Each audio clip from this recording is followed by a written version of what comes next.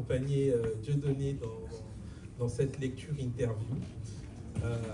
Dieudonné est un des plus grands dramaturges de la scène internationale. Et il est congolais. C'est important que je le dise aussi parce qu'il appartient à une tradition.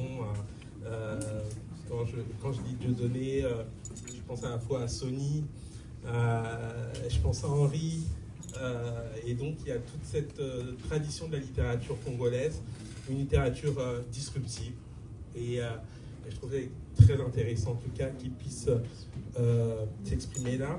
Je voudrais juste dire aussi une chose, c'est qu'il a écrit un triptyque qui est exceptionnel, où on voit toute la puissance, toutes les possibilités qu'un auteur peut avoir. Lui, il est dramaturge, mais pour écrire les histoires autour de son père, autour de la relation qu'il a eue avec son père,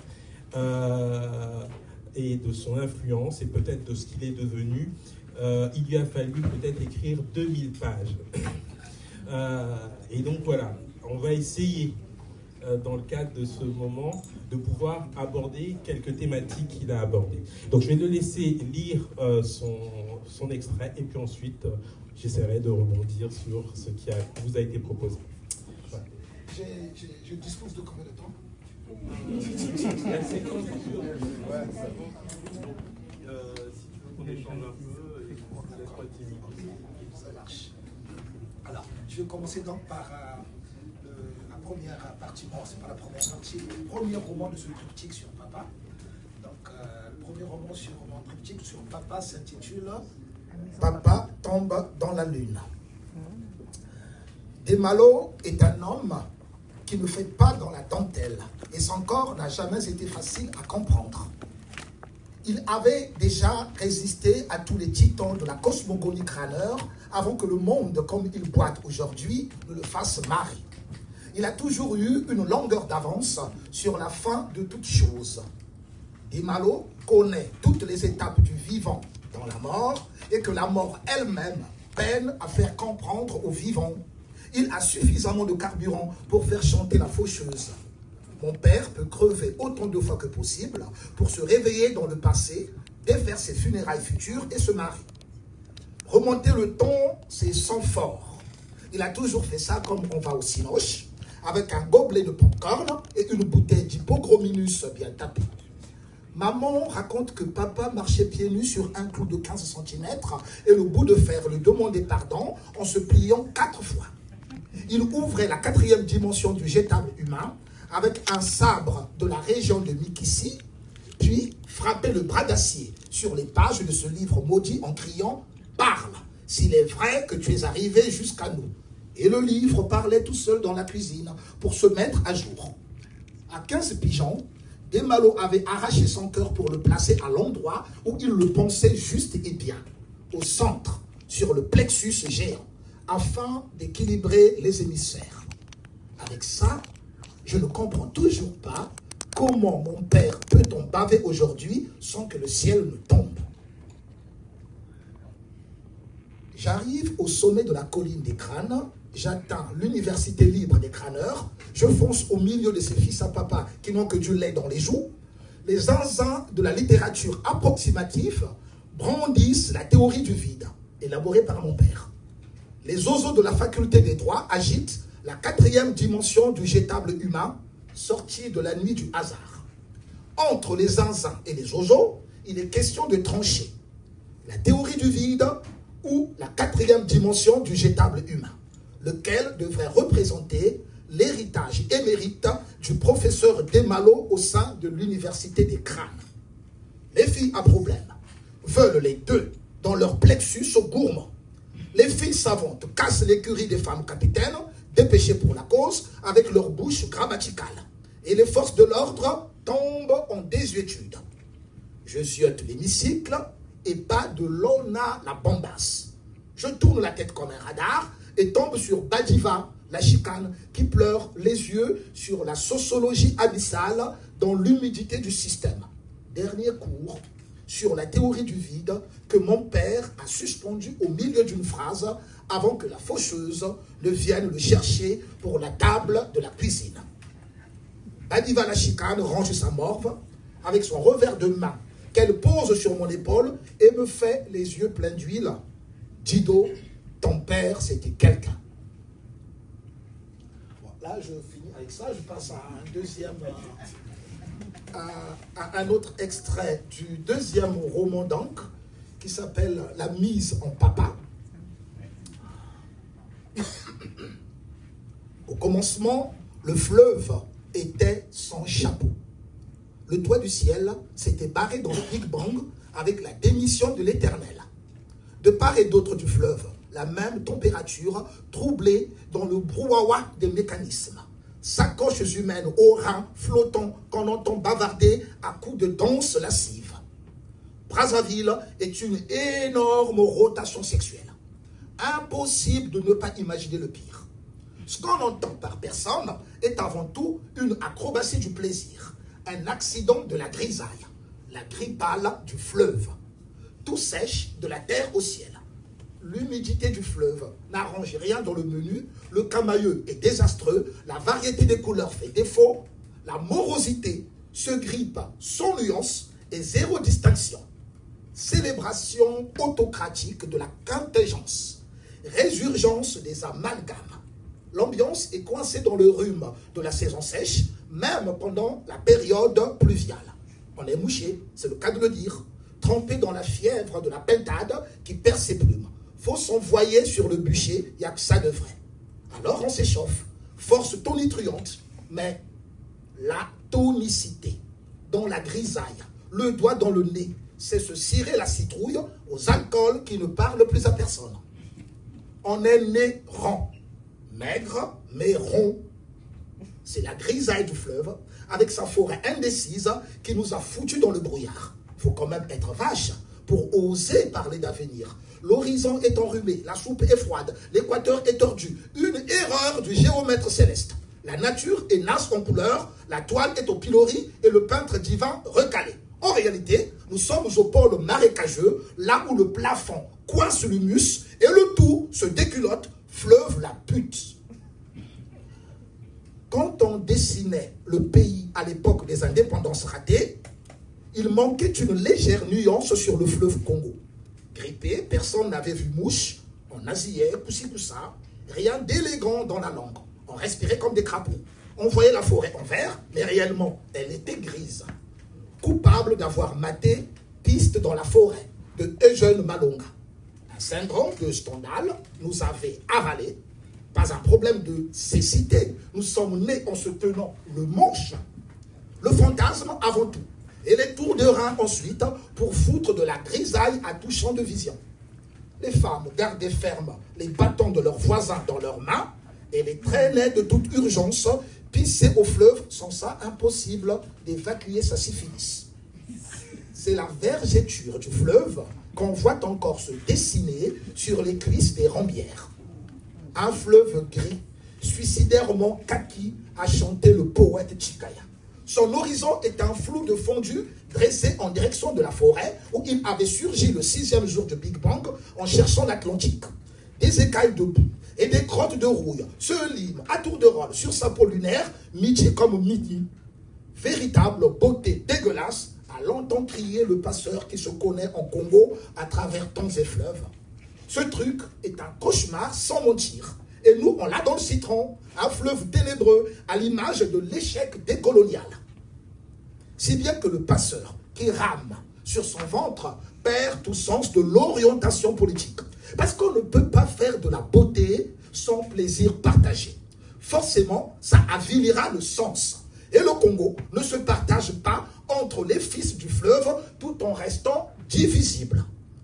Le fleuve nous a craché de son tableau pour atterrir en catastrophe sur la terre ferme. Toute pression fait une rumba amère pour apprécier la pilule. Il n'y a pas de lendemain.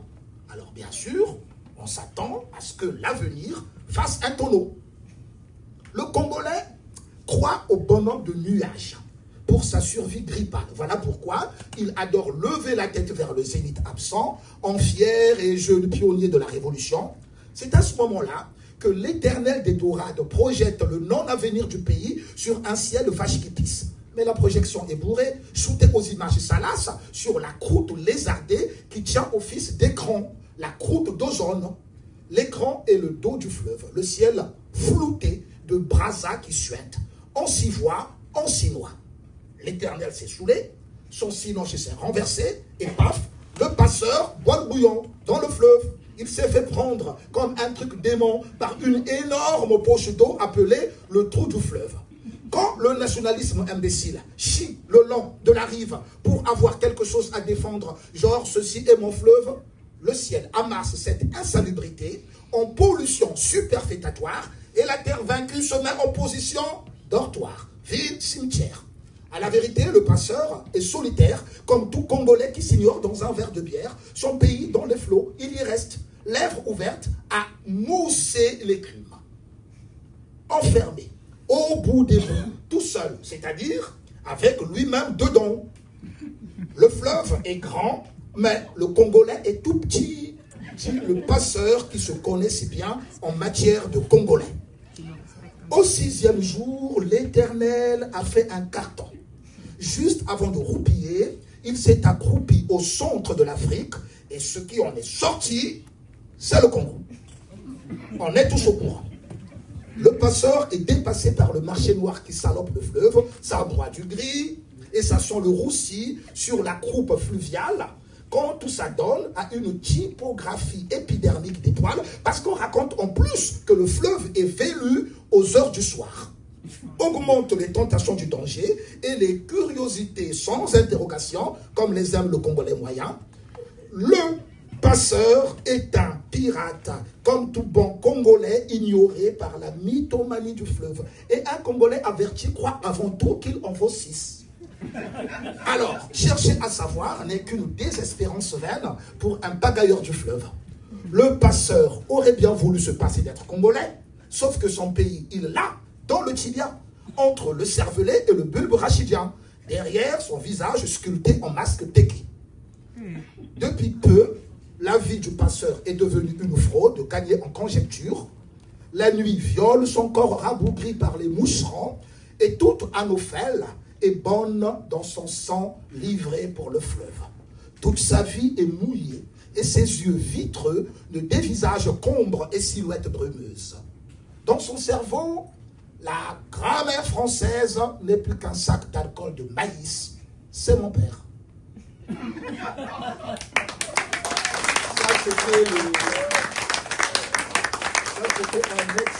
Ça, c'était un extrait de mon deuxième roman, donc Papa tombe dans la lune. Et je vais vous lire donc un extrait de mon dernier roman, toujours sur Papa, donc qui s'intitule... Ah ouais, tout à l'heure, c'était la mise en papa, pardon. Merci, Riassi.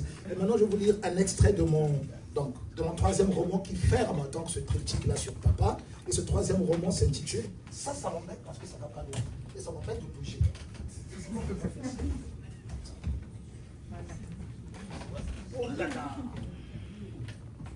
Voilà, là j'ai du mot.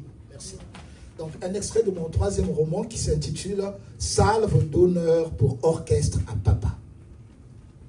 Il existe des gens qui portent une telle électricité, des vrais témoins de la culture bantoue à qui on ne peut pas reprocher la moindre façon d'être, le jour comme la nuit. Des gens face à qui on n'a pas d'autre choix que de les aimer du coup. Tonton Cisco faisait partie de ces merveilles agréées par l'Ubuntu. Le charivari de notre excitation, le panier en rotin à ses pieds, s'était mis à crier « Arrêtez ce tohu-bohu enfin et laissez-moi sortir ». Sans les mots, bien sûr, vu la nature de son émetteur. Un vrai désordre de bébé. Quoi, Cisco? Ta femme nous a fait don d'une sorte de chose appelée enfant. Papa avait toujours parlé comme si après lui, l'humour s'achevait. On appelait cela le dernier kata des Australies, là où finissent les 5 continents. Le plafond. Le bonheur partagé n'est pas à craindre, quoi qu'en disent les extrémistes de la tradition, parce que les gens ne comprennent pas qu'une terre ne commence pas par elle-même et ne s'arrête jamais dans son périmètre chauvin. La terre vient de la mer qui n'a pas d'origine. Tout continent se continue dans un autre et les 5 ne forment qu'un, on appelle ça les doigts de la main, disait Papa. Alors, Yassis de Mabiala, alias Cisco, souleva le joyau, tout baigné de caca, parce qu'à la fureur de la joie, l'enfant avait lâché sa purée, longtemps retenu par le secousses du chemin de fer Congo-Océan. Et c'était bon. Ça sentait de la purée. Yadonassia, regarde un peu ce que tu as fait. Tonton Cisco avait lâché les vannes avec un sursaut d'inquiétude baigné dans le fou rire en présentant le bébé au plénipotentiaire. La petite coquetterie des gens qui savaient dorer la pilule allait bien avec sa légère inclination de tête en soutenant un air moqueur. Il y avait de la joie et du rictus jaune dans le visage du Duras, alias plénipotentiaire, alias mon père, en découvrant l'heureux événement qui piaillait dans les bras de Yassis. Duras n'en revenait pas de sa grammaire prolifique. Ses yeux semblaient douter de sa toute naïve capacité de s'étonner de ses propres atouts. Il tombait largement sur la bouille éberluée du bébé qui regroupa son chant plaintif en un hennissement de fin de course. Contemple donc tes œuvres, Grammaria. Duras prit le bébé par les aisselles et le montra au ciel bouché par un lustre qui scintillait sur le crâne du nouveau-né avec quelques reflets qui lui accordaient les grâces d'une auréole de chérubin. Sa couche était remplie de potasse, dure à négliger, coulant lentement sur ses jambes frétillantes dans l'espace. Duras l'embrassa sur la tempe gauche et le bébé sourit avec une tiède félicitation qui écrasa le salon en une salve d'honneur intitulée « Bravo le dur ». Il n'y avait aucun doute, comme jamais il n'y en a eu, sur ces questions d'origine paternelle. Le bébé était bel et bien des nôtres. Il était du lait Djampangu, alias Nyonguna, sans faute ni rature. Restait à assouvir notre curiosité d'en connaître la mère. Pour une fois, il nous était difficile de parier. Même pas en tentant le coup, une bête improvisation, des pronostics sont garantis. Impossible. Personne n'était en mesure de remporter la cagnotte. Si ça se trouve, le dur lui-même était complètement à la ramasse. Le bébé sortait de la ville de Dolisie et les seuls bureaux de papa qui étaient portés à notre connaissance sur la liste de ces femmes à venir se situaient dans le périmètre de Brazzaville. Au-delà de la capitale, aucun Djampangu, fils et fille, n'avait le moindre fichier sur le dur. Nos regards se tournèrent vers Mère Cécé, elle qui était originaire de Dolisie. Peut-être qu'à la simple vue du bébé, elle pouvait sentir l'odeur de la mère par le caca pour nous la dicter. Ou à côté, toi aussi. Puis Mère Cécé chipa à l'intention de personne, une mouche sans adresse, qui lui fait tourner ses talents avant de nous abandonner sans attendre la réponse à sa question qui disait « Mais où as-tu ramassé une telle beauté dégueulasse, Cisco? Toi aussi. » Maintenant, on l'entendait frapper sur sa machine à taper depuis sa chambre. Des tests de colère, de jalousie ou de l'impossibilité dûment prouvée de castrer son mari tout simplement. Nous étions prostrés pour honorer le silence de Mère Cécé. Nous la comprenions et compatissions dans la douleur faite aux mères. Mais nous étions tout de même contents d'avoir à ajouter à notre liste interminable un nouveau venu à l'état-major Yassika, la maison des Nyonguna. Comment va Tata Mabiala? Demanda papa à tonton Cisco. Bah, ton beau-père est ravi de sa retraite, sans le sou, mais il est ravi. Ravi du ravissement. Il écoute la radio sur son transat et va au stade Paul Moukila Sayal, tous les samedis, applaudir l'équipe de football des cheminots. Il veut épouser une troisième femme, mais sa pension de retraité n'arrive toujours pas. Ceci dit, la fille n'est pas mal. Mikengi, qu'elle s'appelle, la moitié de son âge. Une vraie enseignante. Bon, on était ensemble au cours normal. À l'époque, son père voulait me la faire épouser, mais 15 ans après, c'est papa qui a remporté le match. C'est vite vu. On ne peut pas se battre contre son propre père. Sacrilège culturel. C'est ce que je me tue à dire, Cisco, à tes idiots de neveux qui croient qu'ils vont me donner le bien. Je les vois me tourner autour, parce que quand on tournait autour des bureaux de papa, pour lui c'était kiff-kiff, comme si on le tournait autour, pour le draguer. Mais ça, ils vont bien attendre ma mort, et là on verra s'ils seront capables de se féliciter dans la douleur. C'est dur ce que je fais, Cisco, mon pauvre. Plaisir à part. Surtout, mon fils Wadol, ton neveu là. Moi, où il m'en bien. L'enfant baratine, il adore le mensonge. Il roule tout le monde jusqu'à moi son père. Qu'est-ce que c'est que cette affaire, Cisco? Je t'assure, suffit que je tourne le dos, même tes femmes à toi, Cisco, risquent de se retrouver dans le lit de tes propres neveux. Mais tu ne connais pas la meilleure. Oris, que tu vois là, hein, mon 7e fils, Oris, que tu vois là, alias le capitaine Bécolos, sans avoir à se soucier de sa santé fragile de trépano, je l'ai surpris, pas que surprendre, mais surpris, en train d'expliquer à Chéri O ce que moi, son père, je fais quand je ne suis pas là. Trouves-tu ça normal, Cisco? Mais qu'est-ce que ça traduit dans le fond? Que mes fils se font ma tête, que je crève, pour qu'ils prennent tout ça, et ça leur fera les pieds. Oris, à genoux, j'ai dit à genoux tout de suite, Fukama, mets sur la tête. Comme ça, tu n'auras pas à t'en servir. Cochon. L'une des capacités surprenantes de Duras était de réussir à changer radicalement d'humeur en un quart de tour. Il faisait ça comme un circassien de haut vol, tout en accusant son hypertension cardiaque. L'excuse d'être né avec un cœur atrophié, placé à droite, lui accordait le luxe de jongler avec notre esprit. Il envoyait le bébé vers le lustre et le rattrapait par les aisselles, le faisant passer entre les jambes pour le relancer à nouveau et continuellement au bon rire de ce dernier qui se félicitait d'avoir enfin trouvé un père plénipotentiaire. Pauvre enfant, il ne savait pas ce qu'il attendait en intégrant le régiment des Djampangu Nyanguna. Mais dis-moi, Cisco, qu'est devenue la fille de la guinguette où on s'en allait apprécier le ngulumako? Le ngulumako, c'est un plat congolais de porc à la banane. Vers le grand marché de Lubombo. Ah, Mélanie. C'est ça, ma petite Mélanie de la joie. Quelqu'un a-t-il un projet là-dessus? Et justement, elle vient de se marier. Non! À la simple information que la dite Mélanie venait de se marier, papa oublia le bébé qu'il venait de projeter sur le lustre pour se retourner vers Yassis en hurlant « Qui a osé me faire ça ?» Et le nouveau-né chuta, attiré par la pesanteur. D'après Newton, tout droit, paf, sur le divan. Heureusement. Qui, dis-moi la vérité, Cisco, qui a osé me faire ça? Un jeune étudiant en formation militaire à Makola. Un militaire? C'est vraiment triste. Duras oublia le bébé sur le divan et se retira sans plus un mot dans son bureau pour s'énerver à son tour contre sa machine à taper, à vouloir à tout prix cerner le français au Congo en bon professeur grammairien et premier grammairien du Congo-Brazzaville.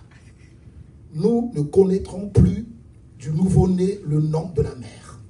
On ne pouvait demander à Yassis de Mabiala. Ces choses-là appartenaient à papa et lui seul se devait de répondre de ses actes et de la complicité de ses femmes, connues et inconnues, promues en liste d'attente ou en tête de femmes à venir.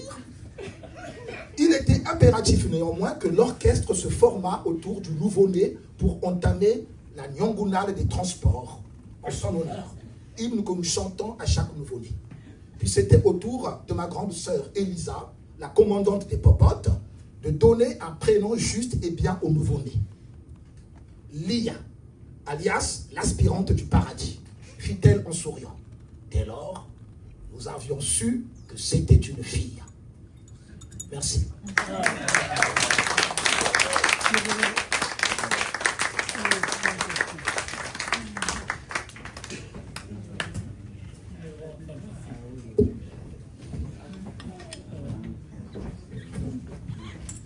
Alors, c'est complexe de rebondir après. Une telle lecture, merci beaucoup, Dieudonné. Bon, on a l'avantage d'avoir fait 2 émissions. Oui. Mais je vais prendre je vais commencer par l'envers, je vais commencer par le dernier roman. Et c'est peut-être le roman qui, je pense que vous avez senti les différentes variations du texte et les différents styles. Il y a pour chaque roman, il y a un style, il y a une manière de raconter, il y a une narration. Et le dernier roman, ce qui fait quand même 400 pages ou 500 pages. Ouais, 500 et quelques. Voilà. C'est peut-être celui qu'on arrive à lire le plus simplement. Enfin, simplement, non, mais il est peut-être celui qui est le plus accessible, puisque là, c'est papa qui parle. On découvre ce papa. On rentre dans le château. On voit un homme un intellectuel congolais, un universitaire, le premier grammairien congolais, et il a une vie sociale très particulière. Il est polygame, et on voit un petit peu, au travers de son fils, on voit un petit peu toute cette communauté-là. Est-ce que tu peux nous revenir sur ce projet, cette construction en trois romans, finalement, de ce rapport que tu as eu avec ton père, et comment ces rapports étaient aussi exceptionnels, qui t'ont amené à écrire, à te plonger dans le roman avec autant d'originalité. Merci beaucoup, merci pour cette invitation. Alors, il n'est pas facile de comprendre son géniteur. Hein? Il n'est vraiment pas facile de comprendre son géniteur. D'abord parce qu'au fait, on le demeure. Même quand il est mort, au fait, on le demeure. Nous qui sommes restés vivants, on le demeure. On peut dire en partie, ça c'est quand on est sympa, en fait on le demeure parce que c'est une fabrication, elle a été fabriquée par une matière, et surtout quand on cherche à s'en éloigner, on confirme beaucoup plus encore qu'on demeure cette chose-là dont on veut s'éloigner. Je me souviens, tu vois, à un moment-là, j'écrivais très jeune ado, tu vois, à la maison, j'écris. Puis il y avait mes neveux qui venaient souvent les week-ends ou en vacances, ils commencent à faire du bruit. Alors là, tu vois, je gueule, et là, maman s'éclate de rire pour me dire, ah ben t'as vu, hein, plus on grandit, plus on ne fait aucun effort pour ressembler à son père. Parce que c'est papa qui nous foutait à la porte quand il écrivait, il disait que nous on faisait trop de bruit, tu vois. T'as vu, plus on grandit, plus on ne fait aucun effort pour ressembler à son père. Ah ben tu ne vas rien faire comme effort, mais tu vas l'être tout simplement, et plus tu vas chercher à le fuir, et plus tu vas démontrer ce que tu fuis, en plus tu vas le démontrer en le faisant comme il le faisait lui. Ouais. Alors c'était une espèce de bonhomme assez incroyable. Il nous a marqué parce que c'était une espèce de torture continue, toute la journée du matin au soir, une forme de torture qui se passait en performance. Il était d'une violence incroyable et d'un humour incroyable, et les deux à la fois. Il ne passait pas de la violence à l'humour, c'était un humour qu'il pratiquait et en même temps d'une violence avec ça, et une violence qui était en même temps très très drôle. Alors impossible de séparer l'eau de l'eau dans le même bol d'eau. Ça c'était vraiment lui. Il a toujours été une somme de complexité. C'était le premier grammairien congolais, cartésien à mort et en même temps d'un traditionnaliste. Il était non seulement chef de famille dans sa grande famille, il était en même temps chef du village, dans le village où il venait, au milieu d'une très très grande forêt du sud, là-bas, tu vas en Gandouza, comme si on partait vers le Mayombe. Et donc là-bas, c'est-à-dire qu'il y avait des vieux et des vieilles, mais c'était lui qui était, pas le chef du village, mais le chef du clan, donc qui officiait à tout ce qui était sorcier, compliqué, que tu ne peux même pas comprendre. Et en même temps, c'était un cartésien de malade, donc il a toujours embrassé les deux extrêmes. Tout chez lui était d'un extrême à un autre, jamais le milieu. D'un extrême à un autre, mais des extrêmes qui étaient incompatibles. Et quand j'essaie de lui poser la question comment il faisait pour faire épouser l'épaule, il me disait, non, c'est la même chose, c'est la manière de lire qui change. Quand tu te grandis, tu finiras par comprendre un jour que c'est la même chose, ce ne sont que les lectures qui changent. J'ai dit les lectures ou les manières d'aborder, je ne sais pas les manières d'aborder, ce sont les lectures qui changent. J'ai dit oui, mais parce qu'on les aborde peut-être différemment si c'est la même chose. Il dit, tu les abordes différemment ou on les aborde différemment parce qu'on ne sait pas les lire. Il dit, on aborde par rapport à comment on lit. Je fais, ah d'accord, donc en fait ce sont des fautes de faire. Il dit, non, il n'y a pas de faute de faire, il n'y a que des fautes de pensée. Il dit, et la pensée vient de la lecture. Alors, ce type avait trouvé un moyen pour me rendre utile, c'est ce qu'il disait à ses amis, c'est que dès l'âge de 5 ans, disons, 5 ans et demi, 6 ans, disons 6 ans, ils m'enferment dans la bibliothèque familiale. Il y avait une grande bibliothèque à la maison, tu vois, qui faisait de ce mur-là jusque là-bas. Il dit, c'est tout ce que tu as à faire pour que, évidemment, tu ne sois pas perdu dans ta vie parce que tu es mon enfant le plus idiot, le plus bête, le plus nul, le plus indécroyable. Il a aligné tous les adjectifs qualificatifs alors que j'avais 5 ans. Il dit, la seule chose que tu as à faire, c'est de lire en espérant peut-être que tu deviendras intelligent. Alors, le gars, il t'enferme dans la bibliothèque comme ça, tu vois. Le premier jour, il me donne le dernier des Mohicans, il est 7 h du matin, il revient à 19 h. Je dois lui raconter tout le roman.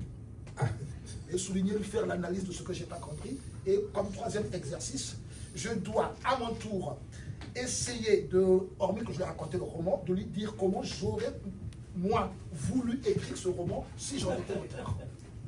Alors, donc c'est des exercices comme ça, donc... Ce mec a toujours été dans cette relation très très forte. Il était athée, mais en même temps, comme tous les Africains, il était d'abord animiste. Donc le mec, il est athée, il est animiste. Donc il voyageait entre des horizons comme ça. Alors, avec moi, le seul moment qu'on a eu à parler jusqu'à sa mort, donc le mec, il part en 97 quand j'ai 21 ans, mais depuis que j'étais petit, le seul moment où on a eu à parler. quand j'osais un peu lui poser la question, c'est quand il me faisait rentrer dans la bibliothèque, je pouvais lui poser une ou deux questions, ou quand il me faisait sortir de la bibliothèque la nuit, et quand j'y réussissais, ces pseudo-exercices que je n'ai jamais réussi, et il le savait très très bien. Voilà pourquoi il me montait ce coup-là, c'était pour développer en moi la capacité, évidemment, d'inventer. Une fois que je réussissais, selon ce que je croyais réussissait, alors là, il m'invitait pour m'asseoir avec lui au salon, sur le sofa, pour regarder Fernandel, Jean Gabin ou Michel Simon. Les trois acteurs qu'il appelait Dieu à l'écran. Et c'était la seule relation jusqu'à sa mort, c'est-à-dire les seules fois que je peux parler, c'est quand il fallait regarder un film de Fernandel ou de Jean Gabin ou de Michel Simon avec lui, ou bien quand je me faisais rentrer ou sortir de la bibliothèque. Le reste de la vie, impossible. Donc c'est un personnage jamais que je ne comprends, toute ma vie, et comme j'étais la bête noire, parce que c'était son exercice favori, quand il s'ennuyait avec ses potes en parlant de la grammaire, parce qu'il commençait à parler le matin, il finissait le soir, quand je n'étais pas sur son ordinateur, et il parlait de quoi? De Y. Je me souviens, c'est-à-dire, maman raconte le voyage de Senghor à Paris, ou à Brazzaville, où ils sont enfermés avec papa. Chez papa, Senghor est arrivé à 19h, ils ont commencé à parler à table de Y. De Y, ils ont fini à 8h du matin, ils étaient contents tous les deux, ils ont dit voilà, on a bien parlé, on s'est senti intelligent. Mais c'est des grammairiens, c'est des passionnés, tu vois, et c'est une chose que j'apprécie dans la dureté de mon père, c'est le côté passionné. Donc parmi les choses qu'il m'a transmis, la passion de la lecture, la passion de ce que je fais comme avec l'écriture, comme avec le théâtre, c'est que c'est des passionnés, et les passionnés, tu ne peux rien faire avec eux, ça reste des passionnés, tu as beau faire, t'as beau taper, ça ne deviendra jamais tendre. C'est foutu d'office. Et donc, du coup, tu vois, ce mec avait ce rapport avec moi quand il voulait, une fois comme ça, ne pas s'ennuyer, il disait faites sortir Dieu de la bibliothèque. Et quand je sortais de la bibliothèque, alors une fois qu'il m'ait donné tous les titres qu'il voulait, l'indécrottable, le nul, le machin, et là, baf, baf, il chicote, re-bibliothèque. 2 heures après, ah bah non, c'était un sport normalement comme ça, hein, il n'y avait rien de méchant, c'était une manière de s'exercer avec la grammaire qui allait avec, tu vois. Et justement, ce qui fait que le jour de sa mort, donc là je te déroule toutes les étapes, et c'est là la chose la plus drôle, c'est la chose la plus drôle. Le gars, comme c'était un Sundi, et que le peuple Sundi, sous-groupe Congo, dans leur tradition, eux, avant de partir, ils annoncent que je pars. Parce que chez eux, on ne meurt pas, on dit on part parce qu'il dit qu'ils mutent, un peu comme la chrysalide, donc il dit, alors que moi je suis le 8e de la famille, donc le 8e des enfants de mon père, puisque officiellement, les Nyanguna, enfants de mon père, on s'arrête à enfant de mon père parce que les mamans, on avait, vous avez compris, tu vois, et c'était tous des femmes épousées, hein, parce qu'il disait toujours, j'ai pas de concubines, j'ai pas de maîtresses, puisque la tradition et l'État m'autorisent à les épouser, donc je les ai toutes épousées, donc ce sont des femmes. Donc voilà pourquoi il disait, j'ai pas de maîtresse. Donc il y avait une 12aine de femmes épousées, donc, qui étaient nos mamans, et puis il y avait celles qui étaient en liste d'attente. Et puis il y avait celles qu'il appelait les femmes à venir. Donc il y a encore une incroyable. Donc, les Nyanguna officiellement enfant de mon père, voilà pourquoi on dit jamais enfant de mon père et de ma mère, on s'arrête à papa, enfant de mon père avec interdiction de parler de sa mère. Alors, c'est ce qu'il disait, ça crée le divisionnisme. Donc tout le monde, enfant de papa et tout le monde sont élevés par les mêmes mamans. Non, mais j'en arrive pour arriver à la fin. Tu vas rigoler, tu vas voir. Donc, et du coup, dans sa grande maison qu'il avait construite à Wenze, où on habitait avant d'arriver à Congo, qu'il appelait le Château Grenouille, il nous avait tous donné des titres et des grades. Moi, il y a des commandants, il y a des généraux, et la maison s'appelait, et cette famille s'appelait l'état-major Yassika, dans le nouvel état-major. C'était sa façon à lui de donner une réplique au régime de l'époque. De refaire le Congo. Donc tout marchait au doigt et à l'œil. Avant de passer à table, il fallait réciter le syllabaire par cœur. Voilà. Quand tu as fini ton assiette, il fallait dire un poème. Ah bah, tout est comme ça, parce que sinon, c'est chicote, et puis il chante le chéri. Ça marchait comme ça au doigt et à l'œil. Et donc, du coup, je reviens au jour donc, de sa mort. Là, le gars, il est à l'hôpital, donc tranquillement là, tu vois. Et comme d'habitude, parce qu'il n'arrêtait jamais de travailler, il s'arrêtait de travailler pour aller faire des enfants. C'est deux choses qu'on connaissait de lui. Papa à la maison, il est sur son ordinateur. S'il coupe, c'est pour regarder Fernandel avec moi pour m'expliquer. Après, quand il sort, c'est pour aller faire des enfants, il revenait sur son ordinateur.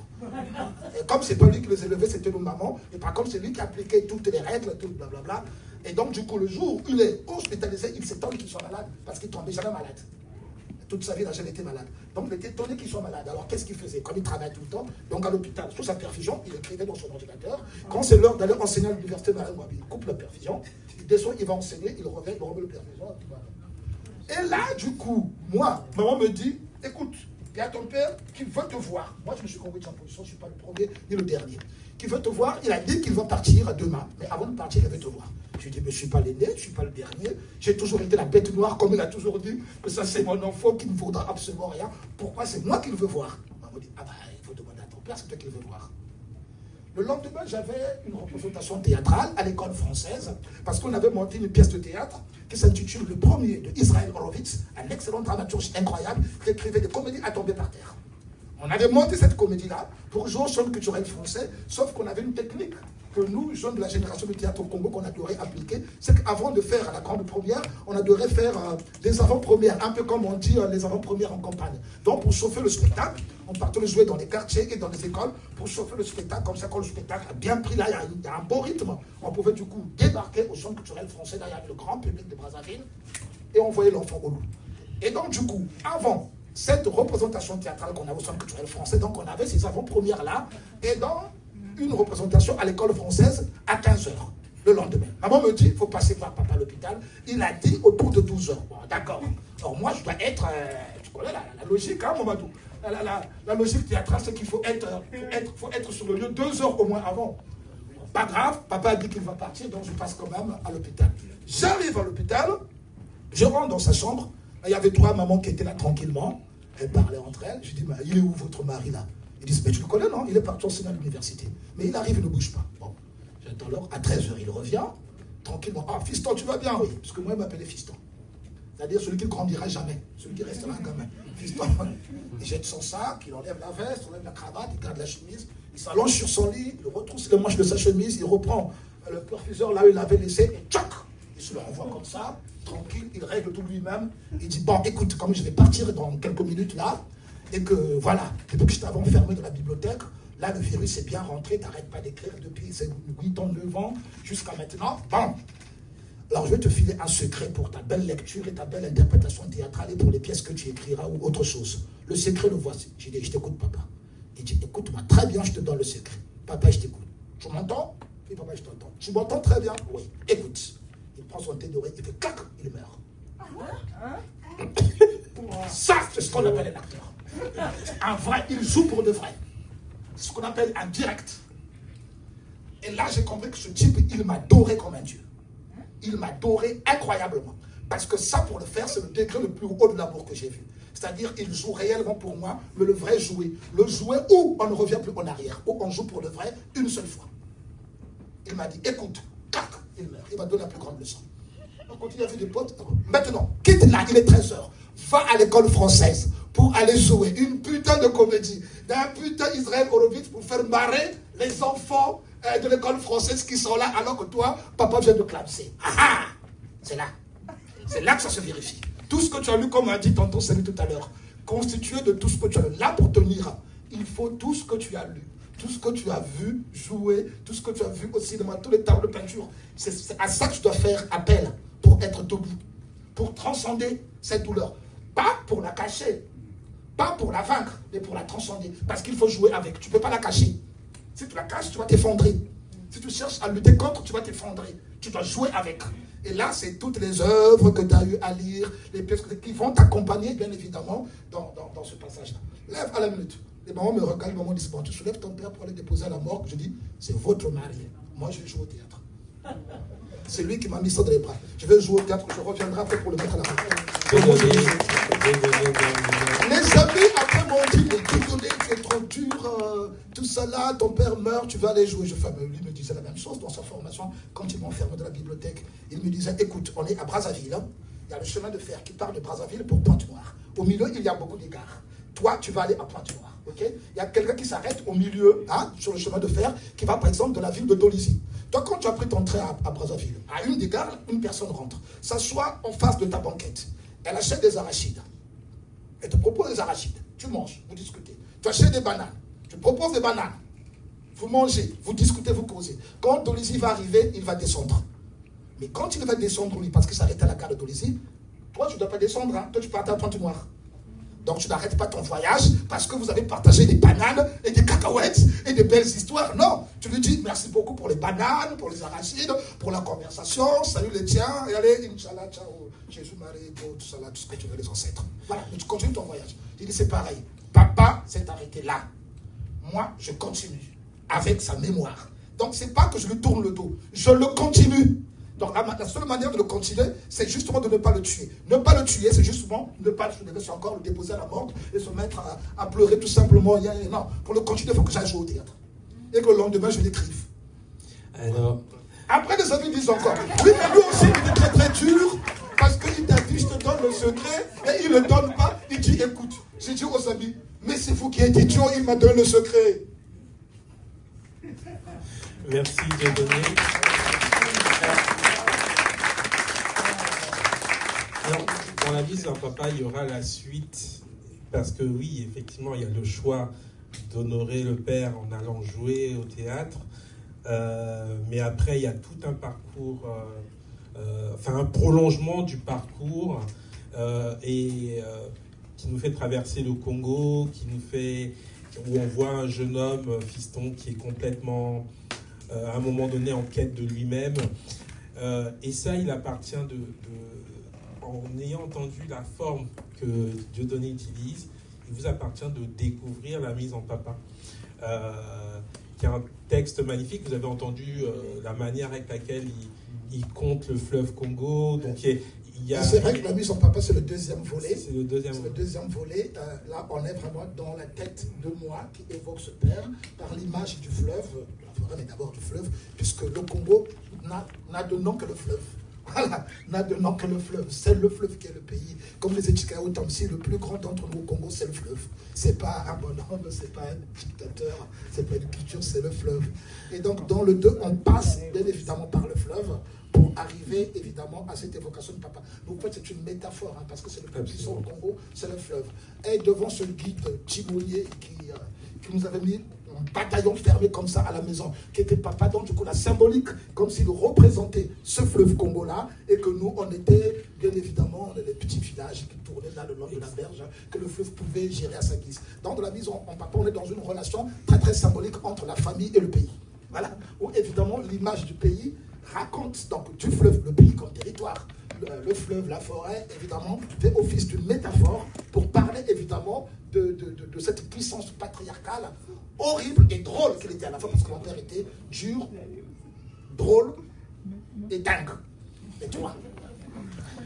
Merci beaucoup, Dieudonné. On peut pas faire une interview et malheureusement on a aussi une contrainte de temps. On a une dernière table ronde. S'il y a quelqu'un qui a une question par rapport à ce qu'il a entendu, je suis preneur.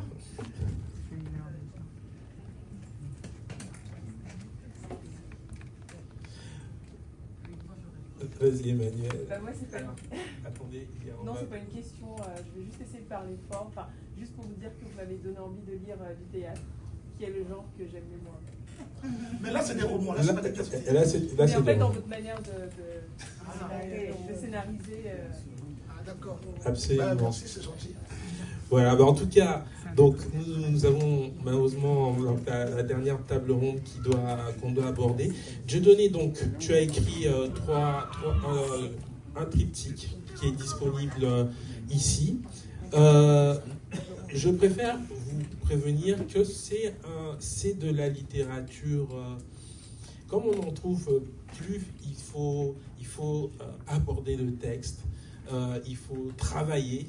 Ça se lit parfois un peu comme surtout pour La Mise en Papa, on ne lit pas de manière linéaire comme ça. On lit, on se pose, alors que sur le Salle d'honneur, on est plus dans quelque chose de plus accessible. On est vraiment dans le parcours de cette famille. Parce que dans Salle d'honneur, on a tous les personnages de la famille. Absolument. Moi qui raconte papa, on a tous les personnages de la famille, on a tout le tableau, on a le château grenouille, les réactions des uns et des autres, toutes les anecdotes de la famille, comme la naissance de Elia, bien évidemment, on était au salon en train de... Papa nous faisait rigoler sur un western, puis tonton Cisco est arrivé avec un bébé dans un panier.